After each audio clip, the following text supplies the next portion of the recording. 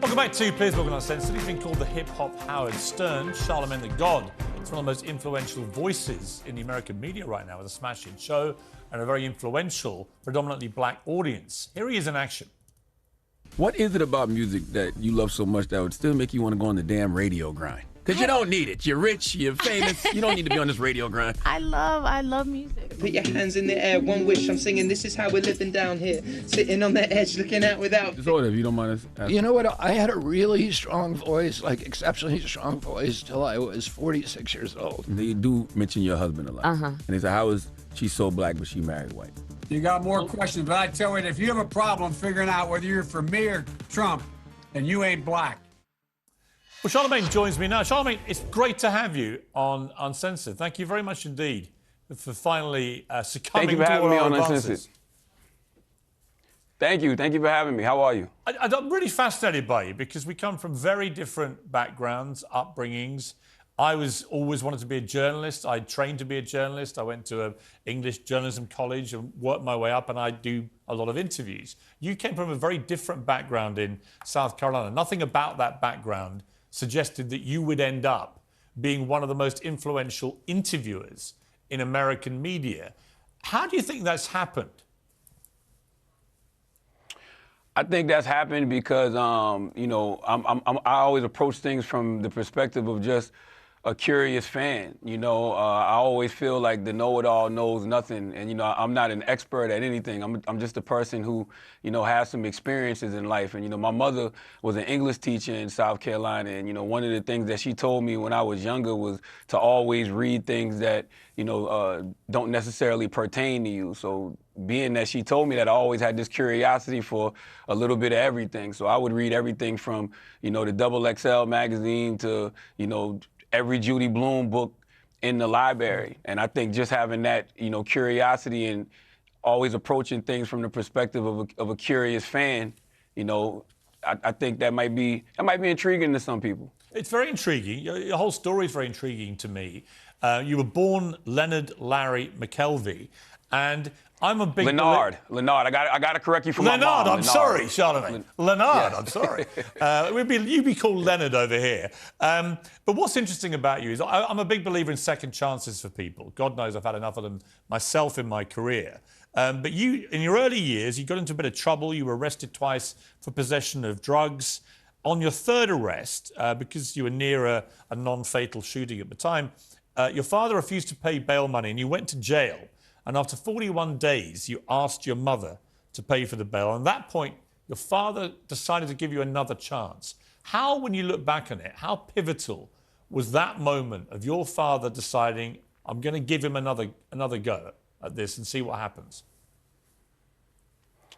Man, that was very pivotal, you know, and honestly, it wasn't something that I took as serious as I should, because, you know, I kind of went back, you know, to hanging around the same crowd and, you know, being involved in a lot of the same, you know, type of activities. But it was very pivotal for me, you know, because my father used to always tell me something. He would always say, man, if you don't change your lifestyle, you're going to end up in jail, dead, or broke sitting under the tree. And, you know, when you're that age and you start to see people around you actually go, you know, the prison for long stints, or you saw people around you actually dying, or you saw people that you used to look up to, you know, actually be broke sitting under the tree, and, you know, you can kind of see yourself going down that same path. It kind of like is a wake-up call where you like, yo, my father is right. So that, for me, that was one of those, you know, moments that just made me say, I do have to change my lifestyle, because I truly believe that destiny is not a matter of chance. It's a matter of choice. And, you know, I think a lot of us, we just make, you know, poor choices for whatever reason. So, you know, I just think, you know, you make better choices, you better the chances of, you know, having a more successful life. I completely agree. Now, it takes a healthy ego, let me put it like that, to rename yourself the God. Why did you do that? Because I grew up studying the 5% teachings, You know, and in the 5% teachings, they teach you that God is a Greek word derived from the Aramaic words guma azdabar, which means wisdom, strength, and beauty. And the first letter of each word was used by Greek students in their identification of their, you know, Egyptian teachers. So that's one thing. And then in the Bible, it says God created man in his image according to his likeness. So, you know, whenever somebody literally said this to me yesterday, when I was doing something unhealthy, which is reading the comments on social media, and they said your name is derived from ego. And I said, no, actually, my name is derived from 5% teachings in Scripture. Very interesting. And that Biden clip that we had at the end there, let's move to the general political scene in America right now. Biden's claim there in that interview that if you're a black person in America, you should be voting for him. Let's just replay that again just to remind viewers of this. You got more questions, but I tell you, if you have a problem figuring out whether you're for me or Trump, then you ain't black. Now, what did you make of that when he said that? What was your instinctive reaction? My instinctive reaction was exactly what I said in that moment. Like, you know, it's not about Trump. It's just about me, you know, wanting to, you know, get something for my community. You know, votes are transactional. You know, we vote for you. You do something for us. And so that's literally where my mind was at. And you know, even with that, you know, you ain't black comment that he made, you know, I think he got that from black people that were around him at the time. And I think that was a granddad joke. But at the moment, it seems, for people who share your views about that, there are many Americans who share that opinion of Trump, and there are many who still support him, is that Trump is running away with the Republican nomination race, fueled, it seems, by all these legal issues that he has.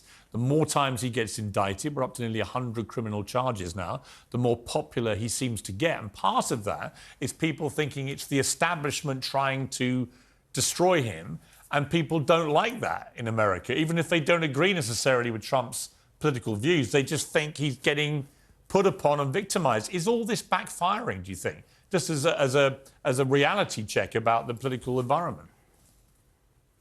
I kind of expected this. Like, you know, I knew that it was an easy call for him to say that it's a witch hunt. You know, I kind of predicted that. You know, if you was listening to, you know, my radio show, The Breakfast Club, and my podcast, The Brilliant Idiots, I was saying that, you know, I could see a lot of this working in his favor now. I don't know how it's going to work in a general election, because I think you have a lot of independent voters. I don't know if they'll necessarily, you know, show up for him. And, you know, those hypothetical swing voters who, you know, voted for President Obama one year and came back and voted for, you know, Trump another year, and might have came back and, you know, voted for President Biden. I don't know if they're necessarily going to show up. But the thing I find interesting about Trump, President Trump, the most is that, you know, you have 91 criminal charges. What is it? Four indictments. I haven't heard him talk about policy at all. No. I haven't heard him talk about, you know, any legislation he wants to implement at all. Every time he's getting on television, it's about the witch hunt and it's about the charges against him. And to me, man, I would have to look at the people who are supporting him and say, well, what are y'all supporting? Like, because he's not even out there campaigning. Well, like, I guess you know, the other side of the coin is that Biden himself is now looking horribly old, and it's not about his age, it's just his ability to perform, to function. I know you said a lot about this yourself, that you're very concerned about this. Nikki Haley wants to put term limits now on, age limits now on politicians. You're seeing it with Mitch McConnell, you're seeing it with Dianne Feinstein, you're seeing Biden falling over and stumbling and making mistakes constantly. It does seem an extraordinary situation that America, this incredible multiracial, multicultural place, can only come up out of 330 million people with Joe Biden and Donald Trump, one already in his 80s, one heading to his 80s, one facing nearly 100 criminal charges, one can barely string a sentence together. How can it be that this is the only choice that might be presented to the American people next year? Man, you're absolutely right, Piers, and that's something that, you know, I discuss a lot and people around me discuss a lot. But the only thing I can tell people right now, and I don't belong to, you know, any particular party, but I will tell you that you have one party who still seems like, you know, they're attempting to preserve democracy, you know, no matter how old their leadership is, and you have another party that seems like, you know, they're on the fast track to fascism. So you just have to ask yourself, do you care about democracy or not? As an American, you just have to ask yourself that simple question. Do you care about democracy or not? If the answer is yes, then hey, man, you might have to vote for the elderly. It's an extraordinarily dispiriting choice. Charlamagne, it's great to talk to you. Thank you. It is. Thank you very much indeed for coming on the show. Thank I you. appreciate it.